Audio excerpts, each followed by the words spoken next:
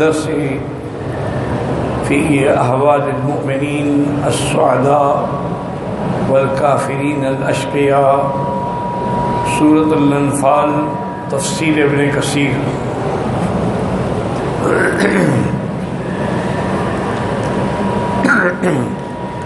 الحمد لله رب العالمين والصلاة والسلام على أشرف الأنبياء وسيد المرسلين سيدنا محمد وعلى آله وأصحابه أجمعين. اللهم صل على سيدنا محمد وعلى آل سيدنا محمد كما صليت على إبراهيم وعلى آل إبراهيم في العالمين إنك حميد مجيد.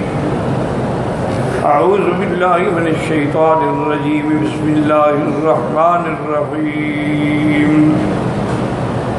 والذين كفروا بعضهم أولياء بعض إلا تفعلوه تكن فتنة في الأرض وفساد كبير. قال المؤلف والمفسر رحمه الله تعالى لما ذكر تعالى أن المؤمنين بعضهم أولياء بعض قطع الموالاة بينهم وبين الكفار. اللہ تعالی نے سابقہ آیات بھی یہ بات واضح فرما دی کہ مومن ایک دوسرے کے اولیاء، ایک دوسرے کے ورثاء، ایک دوسرے کے دوست ہوتے ہیں. اب بیان فرماتی ہیں کہ جو کافر ہیں ان کے ساتھ مسلمانوں کا کوئی تعلق نہیں، کوئی وراثت نہیں، کوئی ولایت نہیں. كما قال الحاكم في مستدركه حدثنا محمد بن صالح بن هاني قال حدثنا ابو سعيد يحيى بن منصور الحلبي حدثنا محمد بن ابان حدثنا محمد بن يزيد وسفيان بن حسين عن الزهري عن علي بن الحسين عن عمرو بن عثمان عن اسامة عن النبي صلى الله عليه وسلم قال لا يتوارث أهل ملتين ولا يرث مسلم كافرا ولا كافر مسلما. حضرت اسامہ سے روایت ہے کہ حضور پاک نے فرمایا کہ دو ملتوں کے درمیان میں کوئی توارث نہیں ہوتا ہے. کیا معنی؟ مسلمان کافر کا وارث نہیں بنے گا اور کافر مسلمان کا وارث نہیں بنے گا. اب چاہے مثلا باپ بیٹا بھی کیوں نہ ہو، لیکن اگر ایک کافر ہے تو وہ مسلمان کا وارث نہیں بن سکتا، اور مسلمان بھی اپنے کافر کا وارث نہیں بن سکتا. والذین کفروا بعضهم اولیاء بعض الا تفعلوه تکن فتنة فی الارض وفساد کبیر. ثم قال الحاکم صحیح الاسناد ولم يخرج. حدیث باعتبار سند صحیح ہے، لیکن امام بخاری اور امام مسلم نے اپنے کتابوں میں اس کا ذکر نہیں فرمایا. قلت الحدیث فی الصحیحین من روایت اسامہ بن زید قال قال رسول اللہ صلی اللہ علیہ وسلم لا يرث المسلم الکافر ولا الکافر المسلم. مفسر فرماتے ہیں کہ نہیں، یہ حدیث صحیحین میں بھی موجود ہے. اسامہ بن زید سے روایت ہے کہ حضور پاک نے فرمایا مسلمان کافر کا وارث نہیں بن سکتا اور کافر مسلمان کا وارث نہیں. وفي المسند والسنن من حديث عمرو بن شعيب النبي عن جده قال قال رسول الله صلى الله عليه وسلم لا يتوارث أهل ملتين شيء. وقال الترمذي رحمه الله تعالى حسن صحيح. وقال أبو جعفر الجرير حدثنا محمد عن معمر عن الزهري أن رسول الله صلى الله عليه وسلم أخذ على رجل دخل في الإسلام فقال تقيم الصلاة وتؤتي الزكاة وتحج البيت صوم رمضان وإنك لا ترى نار مشركا إلا وأنت له حرب. اس حدیث پاک میں آتا ہے کہ ایک آدمی اسلام میں داخل ہوا تو حضور نے بیعت علی الاسلام کے وقت یہ شرط فرمائی کہ نمازیں قائم کرو گے، زکوٰۃ ادا کرو گے، حج ادا کرو گے، رمضان کے روزے رکھو گے، اور انک لا تری نار مشرک، اور کسی مشرک کے تم قریب نہیں ہوگے، دوستی نہیں ہوگی، اور نہ تم ان کی گویا کہ جلتی ہوئی آگ دیکھ کیا منا گاگ میں آگ تو قریب ہی نہ ہوں ان کے۔ ہاں اس طرح قریب ہو سکتے ہیں کہ آپ کی اس کے درمیان میں جنگ ہے، قتال ہے۔ وهذا أمر سمعت وقد روى متصل وجه آخر عن رسول الله صلى الله عليه وسلم أنه قال أنا بريء من كل مسلم بين ظهرين المشركين۔ حضور پاک نے ارشاد فرمایا کہ میں اس شخص سے بری ہوں جو کافروں کے درمیان میں رہتا ہے۔ اسی لیے آپ نے فرمایا کہ لا یتراء نارہم، آپ ایک دوسرے کی آگ کو بھی نہ دیکھ سکیں، اتنا دور ہونا چاہیے۔ قال ابو داود في كتاب الجهاد حدثنا محمد بن داود بن سفيان قال اخبرني يحيى ابن حسان انبانا سليمان بن موسى ابو داود قال حدثنا جعفر بن سعيد بن سمرة بن جندب عن سمرة بن جندب اما بعد قال رسول الله صلى الله عليه وسلم من جامع المشرك وسكن معه فإنه مثله، جو آدمی مشرک کے قریب ہو اور اس کے ساتھ رہ کے گویا وہ بھی ان میں سے شمار ہوگا۔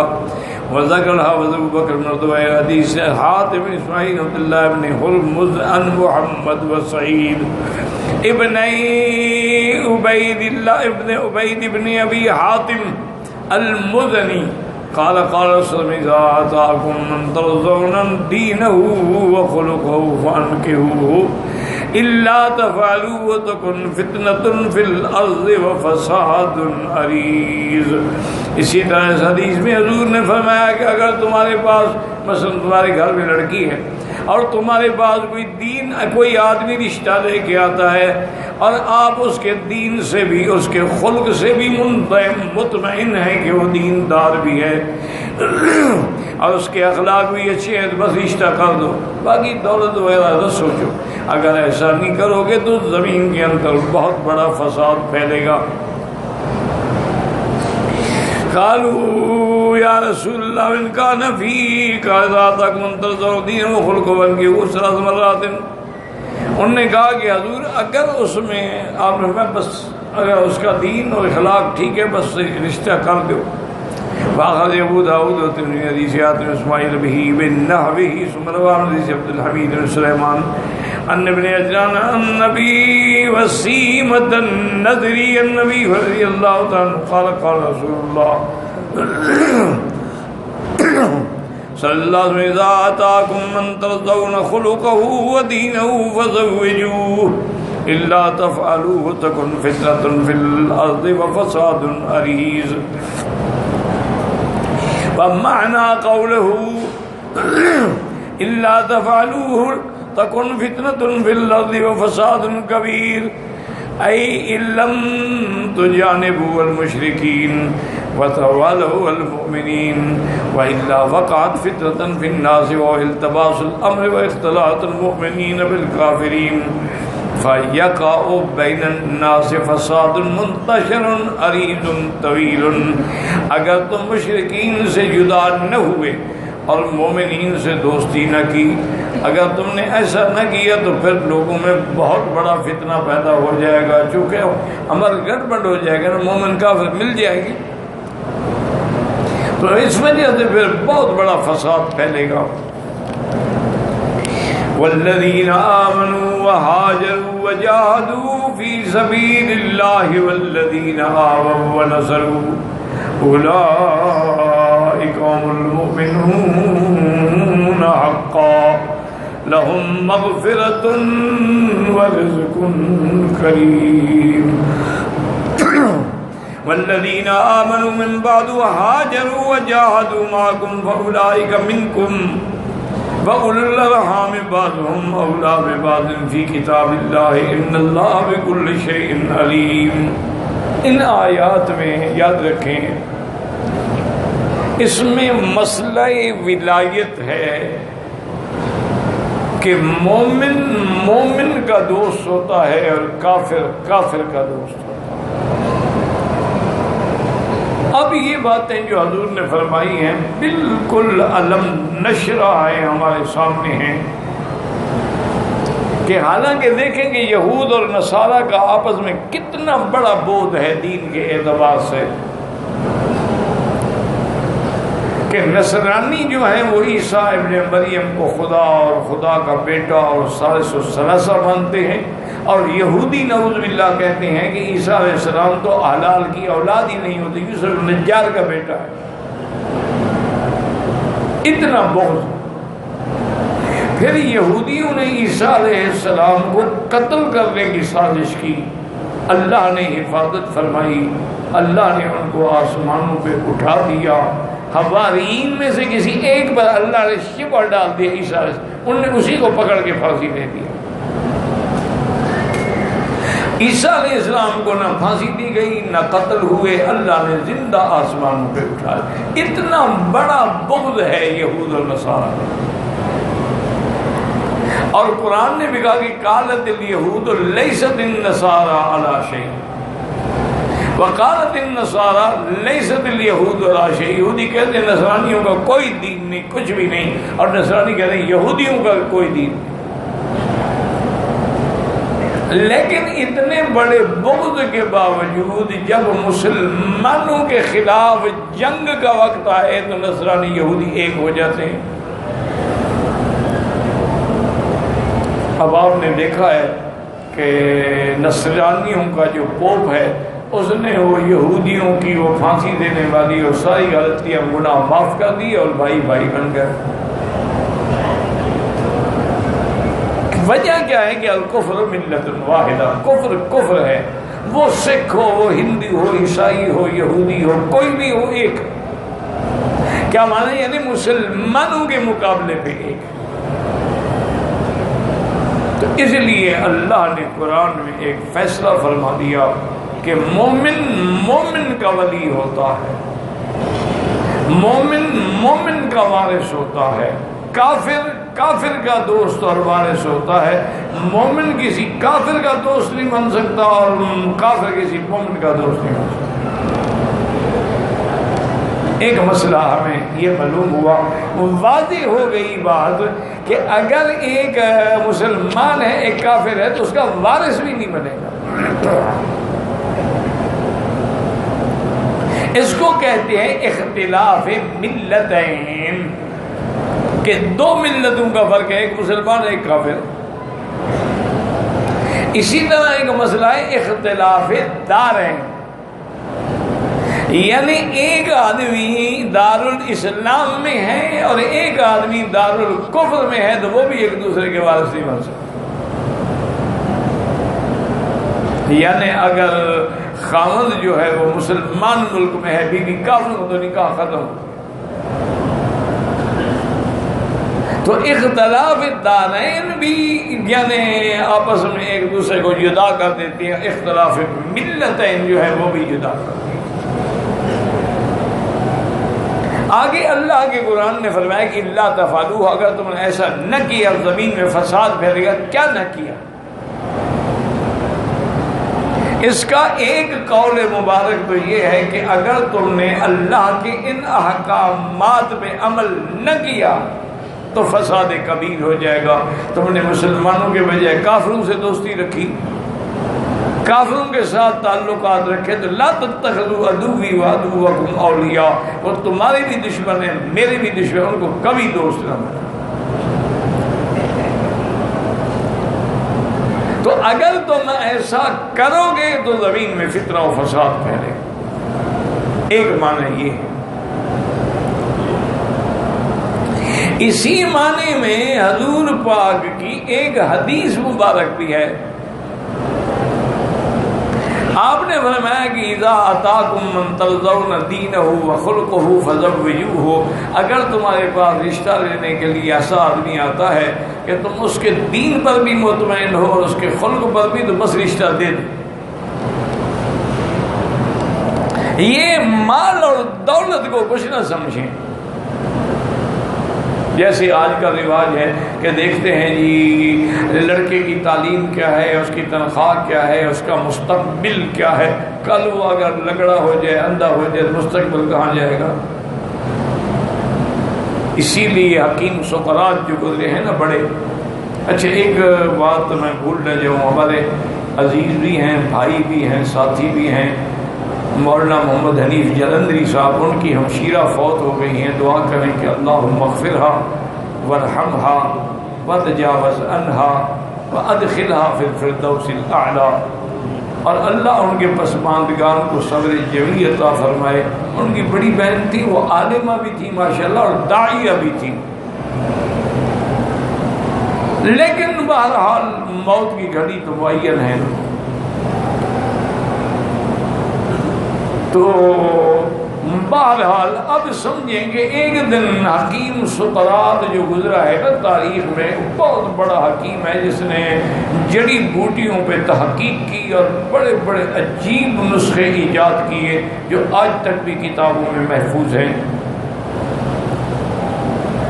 یہ تو سقراط اور ابن سینا یہ لوگ ہیں جن کی طب کو لے کے آج کے جو آپ کی میڈیکل ہے نا سارا ان کے تابع ہے. ان کا اپنا کچھ نہیں ہے. اس کو انہوں نے جدید رنگ دیا ہے کہ پہلے ہم کانے کی قلم سے لکھتے تھے، اب اس کے بدلے میں جناب بڑے بڑے اچھے قیمتی پین آ گئے. تو لیکن اصل جو طب تھی وہ انہی لوگوں کی تھی، جیسے ابن سینا ہے، اسی طرح سقراط ہے، اسی طرح جالینوس ہے. یہ بڑے لوگ گزرے. اور ہمارے عہد کے قریب جو ہیں جیسے حکیم اجمل خاں مرحوم ہیں، اسی طرح شریف برادران ہیں. تو یہ بھی بڑے اپنے وقت کے یعنی بڑے عظیم طبیب تھے. تو ایک دن وہ بیچارہ بیٹھا ہوا تھا دکان کے تھڑے پر ٹھانگیں لٹکا کے اور بیٹھے بیٹھے سو گیا. بادشاہ کی سواری جو وہاں سے گزری تو دیکھا کہ ایک بندہ ٹانگیں لٹکا کے بیٹھا، اس نے سمجھا جاگ رہا ہے، کوئی بیچارہ سویا ہوا ہے، اس کو پتہ ہی نہیں کہ بادشاہ آ رہا ہے کون آ رہا ہے. تو بادشاہ کو جو غصہ آیا نا، اسے پاؤں سے ٹھوکر ماری. اس نے آنکھ کھولی، اس نے کہا اچھا کون ہوں؟ میں تو سمجھا کوئی درندہ ہے. بادشاہ کو اور غصہ آ گیا کہ مجھے کہتا ہے جانور ہے. اور نے کہا میں بادشاہ ہوں، یہ دیکھو میری طاقت، میری فوج، میری لشکر، میرا تخت تاج. اور نے کہا اگر کچھ ہے تو اپنا ذاتی کمال بتاؤ، یہ تو باہر کی چیزیں ہیں، تمہارا کمال تو نہیں ہے. آج اگر فوج نہ ہو، تخت نہ ہو، تمہیں کون پوچھے گا؟ تم بتاؤ تمہارے اندر کیا کمال ہے. اب بادشاہ نے کہا اچھا ایسا کرو کہ ساتھ ہی دریا ہے، وہاں چلتے ہیں، میں بھی لنگوٹا باندھتا ہوں، آپ بھی لنگوٹا باندھیں، دریا میں چلتے ہیں. دریا میں داخل ہونے کے بعد تم اپنا کمال دکھانا، میں اپنا کمال دکھاؤں گا. بادشاہ کو پتہ تھا کہ میں تیرنا نہیں جانتا، میں ڈوب جاؤں گا.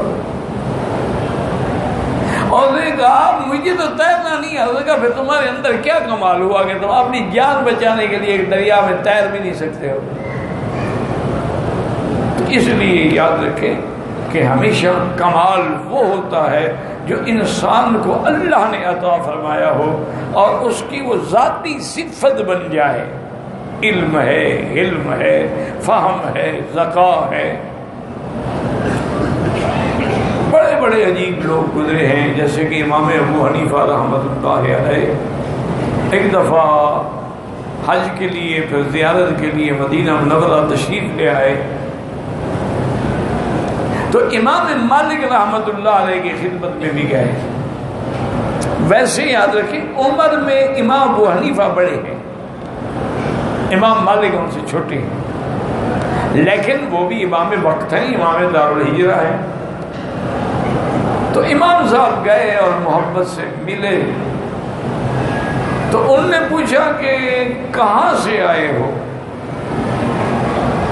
اور فرمایا حضرت میں کوفے سے آیا ہوں. فرمایا اچھا اسی کوفے سے کہ کوفی لا یوفی، جن کی ضرب المثل ہے کہ کوفے والا کبھی وفا نہیں کرتا.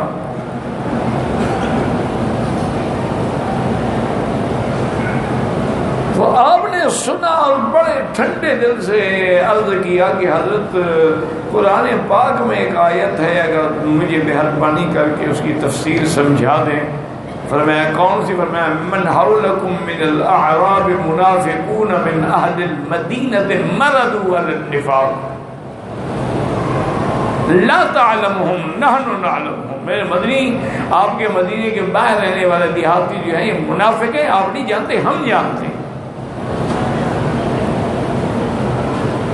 تو حضرت امام صاحب کا مقصد یہ تھا کہ اگر کوفے میں بے وفا ہو سکتے ہیں، مدینے میں بھی منافق ہو سکتے ہیں۔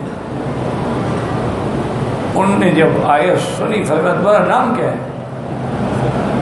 انہوں نے کہا میرا نام نعمان ہے۔ انہوں نے کہا نہیں ایسا نہیں، پورا نام وہ نعمان تو نہیں جو ابو حنیفہ کہلاتا ہے۔ انہوں نے کہا ہاں کہتے تو ہیں مجھے۔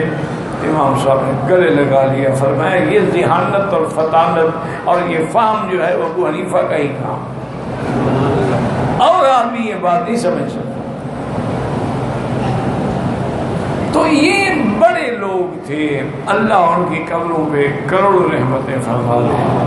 تو اس لیے ہمیشہ یاد رکھیں کہ کافر کبھی مسلمان کا دوست نہیں ہو سکتا۔ یاد رکھیں مانا ہے کہ مودت، دلی مودت، دلی دوستی، ظاہرداری، کاروبار، سب کچھ معاملات یہ تو جائز ہے۔ حضور پاک نے بھی مشرکین کے ساتھ معاہدہ کیا، حضور پاک نے بھی یہود مدینہ کے ساتھ معاہدہ کیا۔ یہ معاملات ظاہری، دنیا داری، تجارت، لین دین، ایک دوسرے سے عقد عہود، یہ الگ جی مطلب ہے کہ قلبی محبت نہیں ہو سکتی۔ قلبی محبت جو ہے وہ مسلمان کو مسلمان سے ہوتی ہے اور کافر کو کافر سے ہوتی ہے۔ اب ہمیں دو حکم معلوم ہوا۔ ایک حکم کیا معلوم ہوا کہ بھائی مومن کافر کا وارث نہیں بنتا، کافر مومن کا وارث نہیں بنتا۔ اگر ان احکام پہ عمل نہیں کرو گے زمین میں فساد ہو جائے گا۔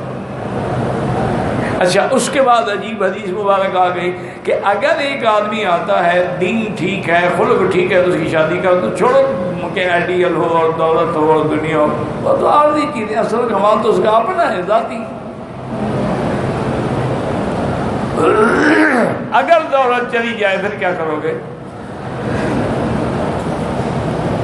اب اس حدیث کا فرمان نہیں کرو گے تو پھر یہی آیت پڑھی کہ الا تفعلوا تکن فتنة فی الارض وفساد کبیر۔ تو اس حدیث کا اس آیت سے کیا تعلق؟ یہ سمجھنے کی کوشش۔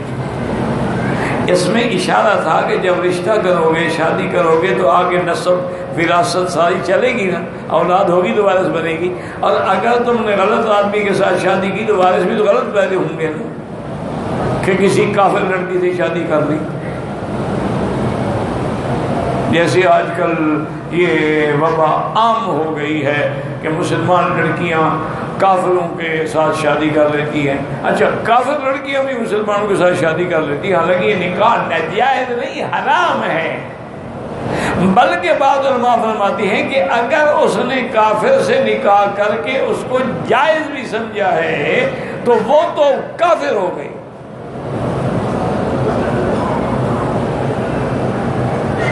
غیر ملت سے نکاح جو ہے صرف اہل کتاب کی لڑکی سے جائز ہے، اس کے علاوہ کسی مشرکہ سے، کسی وسریہ سے نکاح جائز نہیں ہے۔ اور اہل کتاب کا کیا معنی ہے؟ یعنی یہود اور نصارہ۔ اکثر علماء یہ کہتے ہیں کہ واقعتاً وہ اپنے اس دین پہ قائم ہوں، لیکن قائم نہ بھی ہوں تب بھی نکاح ہو سکتا ہے۔ مسلمان کون سا قائم ہے قرآن پر؟ لیکن کہلاتے تو مسلمان ہی ہیں، تو وہ بھی اپنے آپ کو یہودی کہلاتے ہیں، وہ بھی اپنے آپ کو نصرانی کہلاتے ہیں، ان کے بھی عبادت کے طور طریقے ہوتے ہیں۔ اسی لیے جب حضور پاک مدینہ شریف تشریف لے گئے تو یوم عاشوراء جو ہے 10 محرم کا دن جو تھا، اور یہود نے روزہ رکھا ہوا تھا۔ حضور نے بلایا اور فرمایا کہ لم تصومون ھذا اليوم، اس دن تم نے روزہ کیوں رکھا ہے؟ انہوں نے کہا حضور یہ وہ دن ہے الذی نجا موسیٰ وَإِنَّ اللَّهَ أَغْرَقَ وَأَهْلَكَ فِرْعَوْنَ وَجُنُودَهُ، یہی وہ دن ہے جس دن موسیٰ علیہ السلام کو نجات ملی، فرعون غرق ہوا۔ تو ہم اللہ کے شکر میں موسیٰ علیہ السلام کی اس مقام پہ کامیابی پہ روزہ رکھتے ہیں۔ آپ نے فرمایا انا اولا بکم، انا اولا بموسیٰ منکم، میں تو زیادہ پھر حق رکھتا ہوں موسیٰ علیہ السلام کے ساتھ، میرا تو نبی ہے، بھائی ہے۔ تو حضور نے بھی حکم دے دیا کہ روزہ رکھا جائے، لیکن ساتھ یہ بھی شرط لگا دی کہ تشبہ بالکفار نہ ہو جائے۔ فرمایا سوموا یوما قبلہ او یوما بعدہ، یا 9 اور 10 کا روزہ رکھیں یا 10 اور 11 کا روزہ رکھیں، ایک نہ رکھیں۔ تو اس کا مطلب ہے کہ چاہے یہودی کچھ ہو جائے تو تورات بدل ڈالی، لیکن موسیٰ علیہ السلام کو تو مانتے تھے، ان کے نام پہ روزہ بھی رکھ رہے تھے۔ تو اس لیے بہرحال اہل کتاب کی لڑکی سے تو نکاح، لیکن اس حدیث کا تعلق کیا بنا کہ اگر ایسا رشتہ کرو گے یا نہیں کرو گے، مثلا کسی دولت کی پیش نظر دے، تو نتیجہ یہ ہے کہ دنیا میں فتنہ اور فساد جو ہے وہ پھیلے۔ علماء متاخرین نے لکھا ہے کہ شیطان کا ایک حربہ ہے کہ وہ اپنا حرام سستا کر دیتا ہے اور حلال مہنگا قرار دیتا ہے۔ کیا معنی؟ اب مثلا کسی ہوٹل پہ چلے جائیں تو جو باہر کا گوشت ہے وہ تو 8 ریال یا 6 ریال کلو ملتا ہے ان کو، اور اگر اپنا بکرا ذبح کر کے گوشت بنا دیے تو ان کو 25 یا 30 ریال کلو پڑتا ہے۔ تو اب کون ہوٹل والا ہے جو 25 ریال کا خریدے گا؟ وہی 8 ریال والا ہی خریدے گا،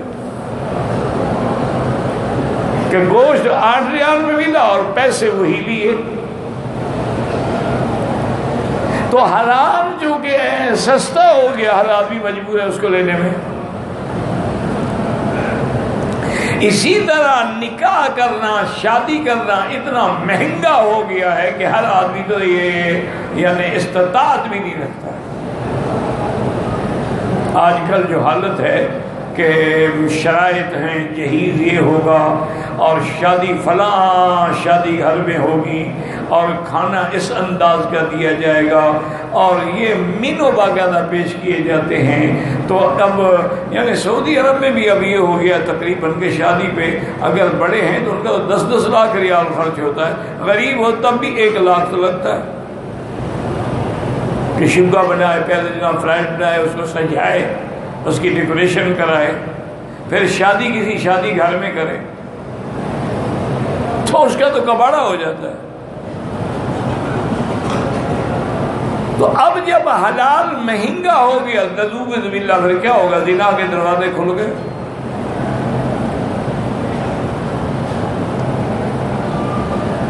زنا سستا ہو گیا، گلی گلی کوچے کوچے کے اندر نعوذ باللہ زنا کے اڈے لگ گئے،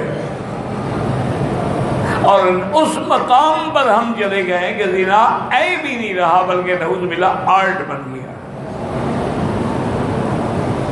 اس لیے فرمایا کہ اگر تم ان احکام پہ نہیں چلو گے تو زمین میں فتنہ و فساد پھیلے گا۔ واللہ اعلم۔